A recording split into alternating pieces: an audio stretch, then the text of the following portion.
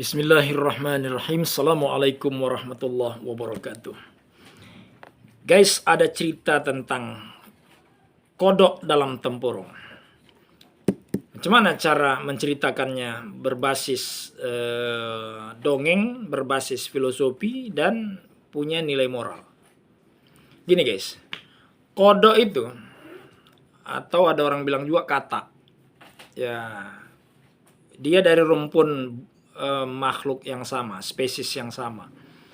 Cuma fisiknya memang agak berbeda, ya kan? Ada yang licin, ada yang gundul-gundul, ya kan? Nah, macam-macam lah. Pokoknya kalian tahu lah yang mana kodok, yang mana kata, ya kan? Yang mana pancet. Nah,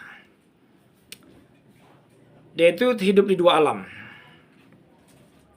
ya kan? Hidup di dua alam.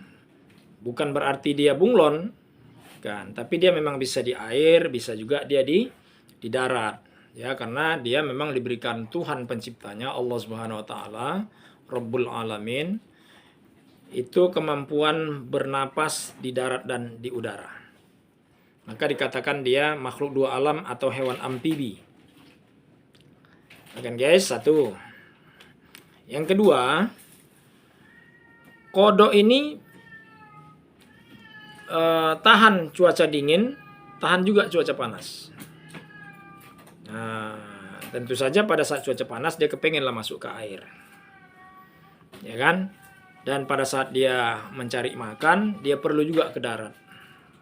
Nah, makan nyamuk dan ya yang lain-lain. Oke guys, yang ketiga, kodok apa kata guys ya? Aku nggak tahu kali guys, aku bukan ahli biologi. Tapi dia kalau misalnya hujan ataupun nggak hujan, kan sering dia itu bersuara. Suaranya itu ada krok krok krok krok krok, krok, ada gitu kan. Ada kek kek kek kek kek kek kek kek kek macam jangkrik. Ada yang kayak gitu guys. Ada nggak? Kalau nggak ada ya pokoknya yang penting ente tahu aja lah. Kemudian ada bilangnya bonga bonga. Kan ada gitu kan guys. Bonga katanya guys.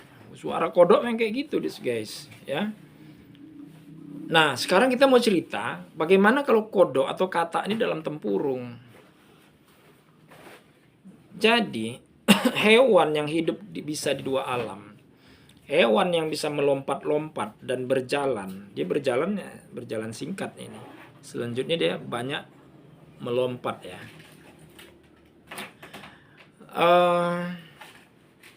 Dalam dia keadaan seperti itu, tapi dia kemudian dikurung dalam tempurung. Tempurung ini seluas-luas tempurung sebesar apa lah tempurung guys? Kan ngikut besar kelapa kan. Besar kelapa itu sebesar kepala orang. Diameternya paling besar berapa? Ada sampai 30 cm. Kelapa. Mungkin ada ya. Lebih kurang 40, 30, 40 mungkin lah. Mungkin kelapa terbesar di dunia 40 ya. Pada umumnya berapa? 30 cm ya kan. Oke, tempurungnya segini. Dia kecil ya kan. Nah, sudah di situ ada juga kodok yang gede guys, ada kayak dikurung deh, tapi dia tetap bersuara guys, tetap bersuara. Apa makna dari semua ini? Makna filosofis. Apa pelajaran yang kita dapat dari situ? Ternyata yang pertama ya guys ya, makhluk yang biasa hidup di alam bebas, kalau dia dikurung sekalipun di tempat yang tertutup, dia tetap bisa dan dia tetap mau dan bisa bersuara. Ya kan? Satu, bersuara apa? Ya apa yang mau disuarakannya. Aspirasinya tetap ingin disalurkannya. Dia tetap ingin didengar orang, tetap ingin dikenal orang.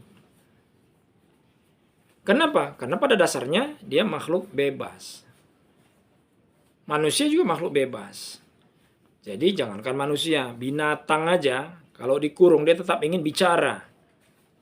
Bicara sesuai keperluan dia, hak dia, tanggung jawab dia, kewenangan dia ingin sampaikan, aspirasi dia. Itu satu pelajaran. Ya kan guys? Yang kedua, apa akibatnya? Ya. Kodok yang biasa di alam bebas kemudian dikungkung dia. maka dia nggak bisa kemana-mana guys. Pengetahuan dia ya hanya seputar dalam tempurung itu saja. Tapi dia tetap pengen bicara. Dia menyampaikan apa yang ada, cuma itu, ya itu yang dia ketahui. Tapi suaranya kedengaran kemana-mana. Kalau ibaratnya manusia guys, kan ada orang ya, pengetahuan terbatas, suara terbatas, tapi pengen terdengar, dikenal orang sedunia. Semua orang mau mendengar dia. Kira-kira menurutmu bagaimana guys? Orang seperti itu, seperti kodok dalam tempurung. Wawasannya sempit, ya kan? Cara pandang sempit, ilmu sempit, karena terbatas kan, nggak bisa kemana-mana. Mau nuntut ilmu ke Jerman nggak bisa. Mau nuntut ilmu di Indonesia pun terkungkung. Ya Indonesia itu kan skop luasnya.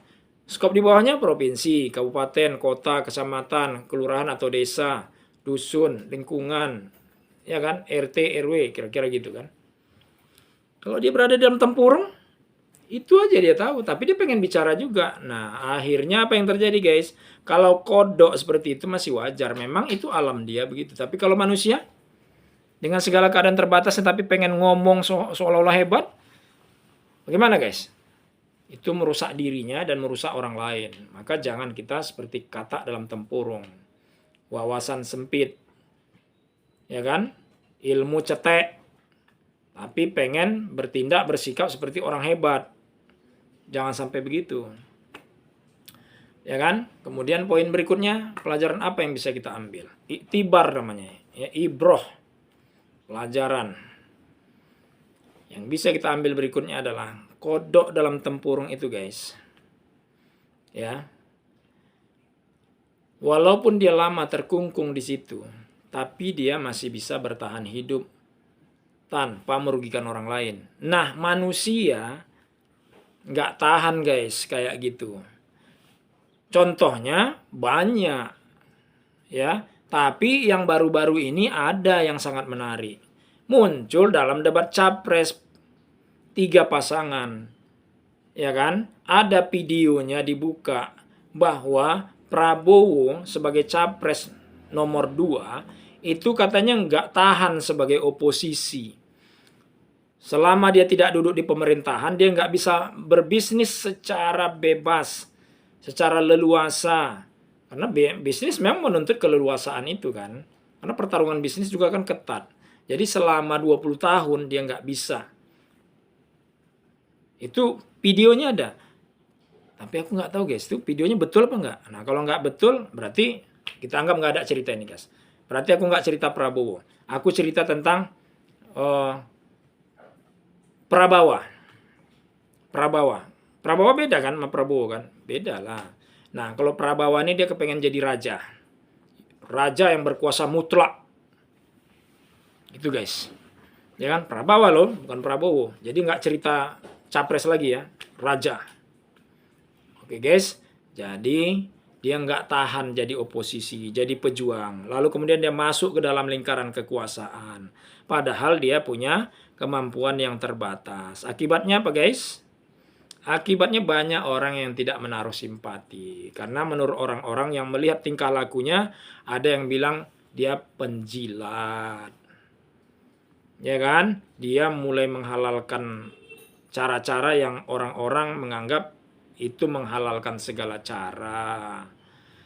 Itulah si Prabawa dari kerajaan Konoha, dekat kerajaan Wakanda.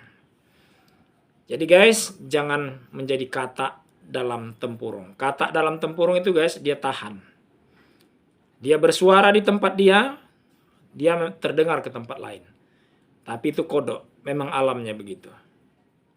Kita mau marah nggak bisa. Tapi kalau orang mau jadi raja, mutlak berkuasa, dengan keadaan dia terkungkung terbatas, lalu memaksakan diri, sehingga kemudian dianggap orang menghalalkan segala cara, sampai dianggap orang menjilat dan sebagainya, itu meruntuhkan karisma kewibawaan dan merusak etika moral bangsa, terutama itu buruk untuk dicontoh oleh generasi muda. Kalau kita nggak akan niru-niru itu guys. Masa iya. Oke guys. Wakanda no more. Indonesian forever. Assalamualaikum warahmatullahi wabarakatuh.